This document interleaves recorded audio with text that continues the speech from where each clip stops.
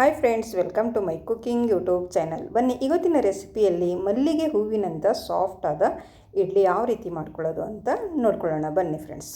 ಇಲ್ಲಿ ಮೊದಲಿಗೆ ಒಂದು ಪಾತ್ರೆಯನ್ನು ತಗೊಂಡು ಅದಕ್ಕೆ ನಾನಿಲ್ಲಿ 1 ಕಪ್ ಆಗುವಷ್ಟು ಉದ್ದಿನಬೇಳೆಯನ್ನು ತೊಗೋತಾ ಇದ್ದೀನಿ. ಉದ್ದಿನಬೇಳೆ ಅಥವಾ ಉದ್ದಿನಕಾಳು ಯಾವುದಾದ್ರೂ ತೊಗೊಂಡ್ರೆ ನಡೆಯುತ್ತೆ. ಅದೇ ಕಪ್ಪಿನಿಂದ ಅರ್ಧ ಕಪ್ಪು ಸಾಬುದಾಣಿಯನ್ನು ತೊಗೊಂಡಿದ್ದೀನಿ. ಮತ್ತು ಒಂದು ಅರ್ಧ ಸ್ಪೂನಷ್ಟು ಮೆಂತ್ಯ ಕಾಳನ್ನು ತೊಗೊಂಡು ಇವಾಗ ನಾವು ಇದನ್ನು ಒಂದು ಸರಿ ಚೆನ್ನಾಗಿ ನೀರನ್ನು ಹಾಕ್ಕೊಂಡು ತೊಳ್ಕೊಂಡು ಬಂದಿದ್ದೀನಿ ನೋಡಿ.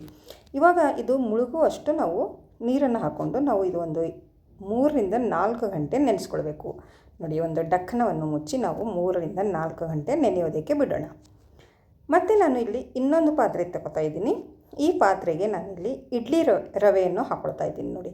ಅದೇ ಕಪ್ಪಿನಿಂದ, ಯಾವ ಕಪ್ಪಿನಿಂದ ನಾನು ಉದ್ದಿನಬೇಳೆ ತೊಗೊಂಡಿದ್ದೀನೋ ಅದೇ ಕಪ್ಪಿನಿಂದ ಇಲ್ಲಿ ನಾನು 3 ಕಪ್ ಆಗುವಷ್ಟು ಇಡ್ಲಿ ರವೆಯನ್ನು ತೊಗೊಂಡಿದ್ದೀನಿ. ಅದಕ್ಕೆ ನೀರನ್ನು ಹಾಕ್ಕೊಂಡು ಇದನ್ನು ಕೂಡ ಒಂದು ಸರಿ ನಾವು ವಾಶ್ ಮಾಡ್ಕೊಂಡು ಬರೋಣ ನೋಡಿ. ಈ ರೀತಿ ಒಂದು ಸ್ವಲ್ಪ ಇಡ್ಲಿ ರವೆ ಆಗಿರೋದರಿಂದ ಒಂದು ಸ್ವಲ್ಪ ನಾವು ತೊಳೆದುಕೊಳ್ಬೇಕಾಗುತ್ತೆ. ಈ ರೀತಿ ಕೈಯನ್ನು ಆಡಿಸಿ ಒಂದು ಸ್ವಲ್ಪ 2 ನಿಮಿಷ ನಿಂತು ನಾವು ಇದರ ಮೇಲಿನ ನೀರನ್ನು ತೆಗೆದುಕೊಳ್ಬೇಕು ನೋಡಿ. ಫ್ರೆಂಡ್ಸ್, ನಾನು ನೀರನ್ನು ತೆಗೆದುಕೊಂಡು ಬಂದಿದ್ದೀನಿ. ಮತ್ತು ಇದಕ್ಕೆ ಒಂದು ಸ್ವಲ್ಪ ನೀರನ್ನು ಹಾಕಿ ಮತ್ತು ಇದನ್ನು ಕೂಡ ಒಂದು 3 ರಿಂದ 4 ಗಂಟೆ ನಾವು ನೆನೆಯೋದಕ್ಕೆ ಬಿಡೋಣ. ಒಂದು ಡಕ್ಕನವನ್ನು ಮುಚ್ಚಿ ಉದ್ದಿನಬೇಳೆ ಜೊತೆಗೆ ಇದನ್ನು ಕೂಡ ನೆನೆಸೋದಕ್ಕೆ ಬಿಡಬೇಕು. ಇವಾಗ ನಾನು ಮತ್ತೆ ಇನ್ನೊಂದು ಬಟ್ಟಲನ್ನು ತಗೊಂಡು ಅದಕ್ಕೆ ಅದೇ ಬಟ್ಟಲಿನಿಂದ ಅರ್ಧ ಬಟ್ಟಲಾಗುವಷ್ಟು ಅವಲಕ್ಕಿ ಕೂಡ ನೆನೆಸ್ಕೊತಾ ಇದ್ದೀನಿ ನೋಡಿ. ಇದು ಕೂಡ ಒಂದು ಸ್ವಲ್ಪ ನಾವು ತೊಳೆದುಕೊಂಡು ಬರೋಣ. ಈ ಅವಲಕ್ಕಿಯಲ್ಲಿ ಏನಾದರೂ ಒಂದು ಸ್ವಲ್ಪ ಧೂಳಿದ್ರೆ ಅದು ಹೊರಟೋಗುತ್ತೆ. ಅದಕ್ಕೋಸ್ಕರ ನಾನು ಒಂದು ಸರಿ ತೊಳ್ಕೊತಾ ಇದ್ದೀನಿ. ಮತ್ತು ಒಂದು ಸ್ವಲ್ಪ ನೀರನ್ನು ಹಾಕಿ ನಾವು ಇದನ್ನು ಒಂದು ಡಕ್ಕನ ಮುಚ್ಚಿ ಇದು ಕೂಡ 3 ರಿಂದ 4 ಗಂಟೆ ನೆನೆಸ್ಕೊಳ್ಳೋಣ. ಉದ್ದಿನಬೇಳೆ ಜೊತೆಗೆ ರವೆ ಮತ್ತು ಅವಲಕ್ಕಿ ಎಲ್ಲವನ್ನು ನೆನೆಸ್ಕೊಳ್ಬೇಕು. ಇವಾಗ ನೋಡಿ 4 ಗಂಟೆ ಆದಮೇಲೆ ತೆಗೆದಿದ್ದೀನಿ. ಉದ್ದಿನಬೇಳೆ ಮತ್ತು ನಮ್ಮ ಸಾಬುದಾಣಿ ಯಾವ ರೀತಿ ನೆಂದಿದೆ ಅಂತ ನೋಡ್ಬೋದು. ತುಂಬಾ ಸಾಫ್ಟ್ ಆಗಿದೆ ನೋಡಿ. ಈ ರೀತಿ ನೆಂದರೆ ಸಾಕು, 4 ಗಂಟೆಯಲ್ಲಿ ಚೆನ್ನಾಗಿ ನೆಂದು ಹೋಗುತ್ತೆ. ಇಲ್ಲಿ ಅವಲಕ್ಕಿ ಕೂಡ ಅದೇ ರೀತಿ ಚೆನ್ನಾಗಿ ನೆಂದು ಹೋಗಿದೆ ನೋಡಿ. ಇವಾಗ ನಾವು ಈ ಉದ್ದಿನಬೇಳೆ ಮತ್ತು ಈ ಅವಲಕ್ಕಿ ಎರಡು ಮಿಕ್ಸಿ ಮಾಡ್ಕೊಳ್ಬೇಕಾಗುತ್ತೆ. ಇಲ್ಲಿ ಒಂದು ಮಿಕ್ಸಿ ಜಾರನ್ನು ಕೂಡ ತಗೊಂಡು ನಾನು ಈ ಉದ್ದಿನಬೇಳೆ ಹಾಕ್ಕೊಳ್ತಾ ಇದ್ದೀನಿ. ಮತ್ತು ಇಲ್ಲಿ ನೆನೆಸಿಟ್ಟಿಕೊಂಡಿರುವ ಅವಲಕ್ಕಿ ಕೂಡ ಇದಕ್ಕೆ ಹಾಕ್ಕೊಂಡು ಒಂದು ಸ್ವಲ್ಪ ನಾವು ಇದಕ್ಕೆ ಒಂದು ಸ್ವಲ್ಪ ನೀರನ್ನು ಹಾಕ್ಕೊಳ್ಬೇಕಾಗುತ್ತೆ. ನೀರನ್ನು ಹಾಕ್ಕೊಂಡು ನಾವು ಎಷ್ಟು ಸಾಧ್ಯನೋ ಅಷ್ಟು ನಾವು ನುಣ್ಣಗೆ ಪೇಸ್ಟ್ ಮಾಡ್ಕೊಂಡು ಬರಬೇಕು ನೋಡಿ. ಫ್ರೆಂಡ್ಸ್, ಒಂದು ಸ್ವಲ್ಪನೂ ತರಿ ಇರಬಾರ್ದು, ಫುಲ್ ನುಣ್ಣಗೆ ಪೇಸ್ಟ್ ಮಾಡ್ಕೊಂಡು ಬರಬೇಕಾಗುತ್ತೆ ನೋಡಿ. ಇಲ್ಲಿ ನೋಡ್ತಾ ಇರ್ಬೋದು ನೀವು ಯಾವ ರೀತಿ ನಾನು ಪೇಸ್ಟ್ ಮಾಡ್ಕೊಂಡು ಬಂದಿದ್ದೀನಿ ಅಂತ. ಈ ರೀತಿ ಪೇಸ್ಟ್ ಆದರೆ ಸಾಕು. ಇವಾಗ ಇದನ್ನು ಒಂದು ಪಾತ್ರೆಗೆ ನಾನು ಇಲ್ಲಿ ತೆಕ್ಕೋತಾ ಇದ್ದೀನಿ ನೋಡಿ. ಮಿಕ್ಸಿ ಮಾಡಿಟ್ಟಿರ್ಕೊಂಡಿರುವ ಉದ್ದಿನಬೇಳೆ ಮತ್ತು ಅವಲಕ್ಕಿ ಪಾತ್ರೆಗೆ ಹಾಕ್ಕೊಂಡಿದ್ದೀನಿ. ಇಲ್ಲಿ ರವೆ ಕೂಡ ನಾವು ನೆನೆಯೋದಕ್ಕೆ ಬಿಟ್ಟಿದ್ದೀವಲ್ಲ, ಇದನ್ನು ಕೂಡ 3 ರಿಂದ 4 ಗಂಟೆ ಆಯಿತು. ಇದ್ರ ಮೇಲಿನ ನೀರನ್ನು ನಾವು ತೆಗೆದುಕೊಂಡು ರವೆ ಮಾತ್ರ ನಾವು ಅದೇ ಪಾತ್ರೆಗೆ ಹಾಕ್ಕೊಳ್ಬೇಕು. ಇಲ್ಲಿ ನಾವು ಮಿಕ್ಸಿ ರುಬ್ಬಿಕೊಂಡಿರುವ ಉದ್ದಿನಬೇಳೆ ಹಾಕ್ಕೊಂಡಿದ್ದೇವಲ್ಲ, ಅದೇ ಪಾತ್ರೆಗೆ ಈ ರವೆ ಕೂಡ ನಾವು ಹಾಕ್ಕೊಳ್ಬೇಕಾಗುತ್ತೆ ನೋಡಿ. ಹಾಕ್ಕೊಂಡು ನಾವು ಈ ರೀತಿ ಕೈಯಿಂದ ಚೆನ್ನಾಗಿ ಒಂದು ಸರಿ ಮಿಕ್ಸ್ ಮಾಡ್ಕೊಳ್ಳಿ ನೋಡಿ. ಫ್ರೆಂಡ್ಸ್, ತುಂಬಾ ಚೆನ್ನಾಗಿ ಕೈಯಿಂದ ಕೈಯಿಂದನೇ ಮಿಕ್ಸ್ ಮಾಡ್ಕೊಳ್ಳಿ.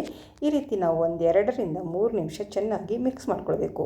ಇದೇ ರೀತಿ ಮಾಡುವುದರಿಂದ ಬೆಳಗ್ಗೆವರೆಗೂ ಚೆನ್ನಾಗಿ ನೆನೆಯುತ್ತೆ ಮತ್ತು ಹಿಟ್ಟು ಕೂಡ ಉಬ್ಬಿ ಬರುತ್ತೆ. ಈ ರೀತಿ ನಾವು ಮಿಕ್ಸ್ ಮಾಡೋದ್ರಿಂದ ಎಷ್ಟು ಚೆನ್ನಾಗಿ ಮಿಕ್ಸ್ ಮಾಡ್ತೀವೋ ಅಷ್ಟು ಚೆನ್ನಾಗಿ ಹಿಟ್ಟು ಉಬ್ಬಿ ಬರುತ್ತೆ ನೋಡಿ. ಈ ರೀತಿ ಮಾಡಿಕೊಂಡು ನಾನು ಇವಾಗ ಇದು ಡಕ್ಕನ ಮುಚ್ಚಿ ನಾನು ಇಡೀ ರಾತ್ರಿ ಇದು ನೆನೆಯೋದಕ್ಕೆ ಬಿಡ್ತಾ ಇದ್ದೀನಿ ನೋಡಿ. ಹಿಟ್ಟು ಎಷ್ಟಿದೆ ಅಂತ ನೋಡ್ಕೊಳ್ಳಿ. ಇವಾಗ ಬೆಳಗ್ಗೆವರೆಗೂ ಎಷ್ಟಾಗುತ್ತೆ ಅಂತ ನೀವೇ ನೋಡ್ಬೋದು. ಇಲ್ಲಿ ನೋಡಿ ಇಷ್ಟಿದೆ. ನಾನು ಇದಕ್ಕೆ ಡಕ್ಕನ ಮುಚ್ಚಿ ಇಡೀ ರಾತ್ರಿ ನಾನು ಇದನ್ನು ನೆನೆಸ್ಕೊತಾ ಇದ್ದೀನಿ ನೋಡಿ. ನೋಡಿದ್ರಾ ಫ್ರೆಂಡ್ಸ್, ನಾಳೆ ಬೆಳಗ್ಗೆ ತೋರಿಸ್ತೀನಿ ನಾನು. ಬೆಳಗ್ಗೆ ಆದಮೇಲೆ ಇವಾಗ ಬೆಳಗ್ಗೆ ಆಯಿತು. ಇವಾಗ ನಾವು ಈ ಡಕ್ಕನವನ್ನು ತೆಗೆದು ನೋಡೋಣ ಎಷ್ಟಾಗಿದೆ ಅಂತ ನಿಮಗೆ ಗೊತ್ತಾಗುತ್ತೆ. ನೋಡಿದ್ರಾ ಫ್ರೆಂಡ್ಸ್, ಎಷ್ಟಿದ್ದ ಹಿಟ್ಟು ಎಷ್ಟಾಗಿದೆ ಅಂತ ನೋಡ್ಬೋದು. ಇದಕ್ಕೆ ನಾನು ಈನೋ ಅಥವಾ ಸೋಡಾ ಯಾವುದೂ ಬಳಸಲಿಲ್ಲ, ಬರೀ ರುಬ್ಬಿ ಕೈ ಆಡಿಸಿ ಇಟ್ಟಿದ್ದೀನಿ ನೋಡಿ. ಯಾವ ರೀತಿ ನಮ್ಮ ಹಿಟ್ಟು ಹುದುಗಿ ಬಂದಿದೆ ಅಂತ ನೀವೇ ನೋಡ್ಕೊಳ್ಬಹುದು. ಇವಾಗ ನಾನು ಇದಕ್ಕೆ ರುಚಿಗೆ ತಕ್ಕಷ್ಟು ನಾನು ಇಲ್ಲಿ ಉಪ್ಪನ್ನು ಹಾಕ್ಕೊಳ್ತಾ ಇದ್ದೀನಿ ನೋಡಿ. ಇಲ್ಲಿ ಈನೋ ಅಥವಾ ಸೋಡಾ ಯಾವುದೂ ಬಳಸಲಿಲ್ಲ, ನಾನು ಹಾಕಲಿಲ್ಲ, ಬರೀ ಉಪ್ಪನ್ನು ಹಾಕ್ಕೊಂಡು ನಾನು ಈ ರೀತಿ ಚೆನ್ನಾಗಿ ಮಿಕ್ಸ್ ಮಾಡ್ಕೊತಾ ಇದ್ದೀನಿ ನೋಡಿ. ಇದೇ ರೀತಿ ಚೆನ್ನಾಗಿ ಮಿಕ್ಸ್ ಮಾಡಿಕೊಂಡು ನಾವು ಈಗ ಈ ಇಡ್ಲಿ ಮಾಡೋದಕ್ಕೆ ಹಿಟ್ಟು ರೆಡಿ ಆಯಿತು ನೋಡಿ.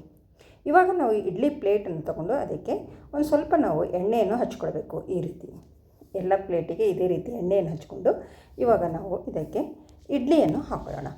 ನೋಡಿ ಫ್ರೆಂಡ್ಸ್, ಒಂದು ಸ್ವಲ್ಪ ಲೂಸ್ ಆಗಿದೆ ಅಂತ ಅನಿಸ್ಬೋದು ನಿಮಗೆ, ಆದರೆ ಇಡ್ಲಿ ತುಂಬ ಸಾಫ್ಟಾಗಿ ಬರುತ್ತೆ. ಈ ರೀತಿ ಇದ್ರೂ ಒಂದು ಸ್ವಲ್ಪ ಗಟ್ಟಿ ಇದ್ರೂ ಇಡ್ಲಿ ಒಂದು ಸ್ವಲ್ಪ ಗಟ್ಟಿನೇ ಬರುತ್ತೆ, ಒಂದು ಸ್ವಲ್ಪ ತೆಳುವಾಗಿದ್ರೂ ಪರವಾಗಿಲ್ಲ, ತುಂಬಾ ಸಾಫ್ಟಾಗಿ ಬರುತ್ತೆ. ನೋಡಿ ಈ ರೀತಿ ನಾನು ಇಡ್ಲಿ ಎಲ್ಲ ಪ್ಲೇಟಿಗೆ ಇಡ್ಲಿಗಳನ್ನು ಹಾಕ್ಕೊಂಡು ನಾನು ಇವಾಗ ಇದನ್ನು ರೆಡಿ ಮಾಡ್ಕೊತಾ ಇದ್ದೀನಿ. ನೋಡಿದ್ರೆ ಇವಾಗ ಸ್ಟವ್ ಮೇಲೆ ನಾನು ಒಂದು ಬಾಳಿಗೆನ ಇಟ್ಕೊಂಡು ಅದಕ್ಕೆ 2 ಗ್ಲಾಸ್ ನೀರು ಹಾಕಿದ್ದೀನಿ. ಮತ್ತು ಈ ರೀತಿ ಒಂದು ಸ್ಟ್ಯಾಂಡ್ ಇಟ್ಕೊಂಡು ನಾನು ಇವಾಗ ಈ ಇಡ್ಲಿ ಪ್ಲೇಟನ್ನು ಇದ್ರ ಮೇಲೆ ಇಟ್ಕೊಂಡು ಒಂದು ಡಕ್ಕನವನ್ನು ಮುಚ್ಚಿ ನಾವು ಒಂದು 10 ನಿಮಿಷ ಇದನ್ನು ಸ್ಟೀಮ್ ಮಾಡ್ಕೊಳ್ಬೇಕು. ನೋಡಿ ಫ್ರೆಂಡ್ಸ್, ಈ ರೀತಿ ಮಾಡಿಕೊಂಡ್ರೆ ನಡೆಯುತ್ತೆ, ಇಲ್ಲಾಂದರೆ ಇಡ್ಲಿ ಪಾತ್ರೆಯಲ್ಲೂ ಕೂಡ ನೀವು ಇಡ್ಲಿ ಮಾಡ್ಕೊಳ್ಬೋದು. ನೋಡಿ 10 ನಿಮಿಷ ಆದಮೇಲೆ ತೆಗೆದಿದ್ದೀನಿ, ಯಾವ ರೀತಿ ಬಂದಿದೆ ನಮ್ಮ ಇಡ್ಲಿಗಳಂತ ನೋಡ್ಬೋದು. ಸೂಪರ್ ಆಗಿರುವ ನಮ್ಮ ಈ ಸಾಫ್ಟ್ ಆಗಿರುವ ಇಡ್ಲಿ, ರವೆ ಇಡ್ಲಿ ರೆಡಿ ಆಯಿತು. ನೋಡಿ ಒಂದು ಸ್ವಲ್ಪ ತೆಗೆದಿಟ್ಟ ಮೇಲೆ ಒಂದು 2 ನಿಮಿಷ ಬಿಟ್ಟು ನಾವು ಇಡ್ಲಿಗಳನ್ನು ತೆಗೆದುಕೊಳ್ಬೇಕು. ತುಂಬ ಬಿಸಿ ಇದ್ದಾಗ ತೆಗೆದುಕೊಂಡ್ರೆ ಪಾತ್ರೆಗೆ ಅಂಟ್ಕೊಳುತ್ತೆ, ಈ ಪ್ಲೇಟಿಗೆ ಅಂಟ್ಕೋತೆ ಇಡ್ಲಿ. ಅದಕ್ಕೋಸ್ಕರ ಒಂದು 2 ನಿಮಿಷ ಬಿಟ್ಕೊಂಡು ತೆಗಿರಿ, ಈ ರೀತಿ ಚೆನ್ನಾಗಿ ಎದ್ದು ಬರುತ್ತೆ. ನೋಡಿದ್ರೆ ಎಷ್ಟು ಚೆನ್ನಾಗಿ ಬಂದಿದೆ ಅಂತ. ಇನ್ನೊಂದು ಇಡ್ಲಿ ಕೂಡ ನಾನು ಇಲ್ಲಿ ತೆಗೆದು ತೋರಿಸ್ತಾ ಇದ್ದೀನಿ. ನೋಡಿ ಇಡ್ಲಿ ನೋಡಿದ್ರೆ ಗೊತ್ತಾಗ್ತಾ ಇರ್ಬೋದು ನಿಮಗೆ ಎಷ್ಟು ಸಾಫ್ಟಾಗಿ ಬಂದಿದೆ ಅಂತ. ಮತ್ತು ಕಲರ್ ಕೂಡ ಎಷ್ಟು ಚೆನ್ನಾಗಿ ವೈಟ್ ಆಗಿ ಬಂದಿದೆ ಅಂತ ನೋಡ್ಬೋದು. ಇದೇ ರೀತಿ ನಾನು ಇನ್ನು ಉಳಿದ ಇಡ್ಲಿಗಳನ್ನು ಇದೇ ರೀತಿ ಮಾಡ್ಕೊಂಡಿದ್ದೀನಿ. ತುಂಬನೇ ಸಾಫ್ಟ್ ಆ್ಯಂಡ್ ಸ್ಪಾಂಜಿ ಆಗಿರುವ ನಮ್ಮ ರವೆ ಇಡ್ಲಿ ರೆಡಿ ಆಯಿತು. ನೋಡಿದ್ರೆ ಇದ್ರ ಜೊತೆ ನಾನು ಇಲ್ಲಿ ಶೇಂಗಾ ಚಟ್ನಿ ಮಾಡ್ಕೊಂಡಿದ್ದೀನಿ. ನಿಮಗೆ ಯಾವ ಚಟ್ನಿ ಇಷ್ಟನೋ ಆ ಚಟ್ನಿ ಕೂಡ ನೀವು ಮಾಡ್ಕೊಳ್ಬೋದು. ನಾನಿಲ್ಲಿ ಶೇಂಗಾ ಚಟ್ನಿ ಮಾಡ್ಕೊಂಡಿದ್ದೀನಿ. ಸೂಪರ್ ಆಗಿರುವ ನಮ್ಮ ಇಡ್ಲಿ ಜೊತೆ ತುಂಬ ಸೂಪರ್ ಕಾಂಬಿನೇಷನ್ ಇದು ಶೇಂಗಾ ಚಟ್ನಿ. ನೋಡಿದ್ರೆ ಎಷ್ಟು ಚೆನ್ನಾಗಿ ಬಂದಿದೆ ಅಂತ, ಸೂಪರ್ ಆಗಿದೆ. ನೋಡಿ, ಐ ಹೋಪ್ ಇವತ್ತಿನ ವೀಡಿಯೋ ನಿಮಗೆ ಇಷ್ಟ ಆಗಿದೆ ಅಂತ ಅನ್ಕೋತೀನಿ. ಇಷ್ಟ ಆದರೆ ಒಂದು ಲೈಕ್ ಮಾಡಿ, ಕಮೆಂಟ್ ಮಾಡಿ, ಮತ್ತು ಈ ರೆಸಿಪಿಯನ್ನು ನಿಮ್ಮ ಫ್ಯಾಮಿಲಿ ಆ್ಯಂಡ್ ಫ್ರೆಂಡ್ಸಿಗೆ ಹೆಚ್ಚು ಶೇರ್ ಮಾಡಿ. ನೋಡ್ಬೋದು, ಇಲ್ಲಿ ಒಂದು ಇಡ್ಲಿಯನ್ನು ನಿಮಗೆ ತೋರಿಸ್ತಾ ಇದ್ದೀನಿ. ಒಳಗಡೆ ಕೂಡ ತುಂಬಾ ಸಾಫ್ಟಾಗಿ ಬಂದಿದೆ. ಮಲ್ಲಿಗೆ ಹೂವಿನಂಥ ನಮ್ಮ ಸಾಫ್ಟ್ ಆದ ರವೆ ಇಡ್ಲಿ ರೆಡಿ ಆಯಿತು. ಮತ್ತು ನನ್ನ ಚಾನಲನ್ನು ಯಾರು ಸಬ್ಸ್ಕ್ರೈಬ್ ಮಾಡಿಕೊಂಡಿಲ್ಲ ಅವರು ಸಬ್ಸ್ಕ್ರೈಬ್ ಮಾಡಿಕೊಳ್ಳಿ. ಮತ್ತೆ ಸಿಗೋಣ ಮುಂದಿನ ವೀಡಿಯೋದಲ್ಲಿ. Okay, bye friends.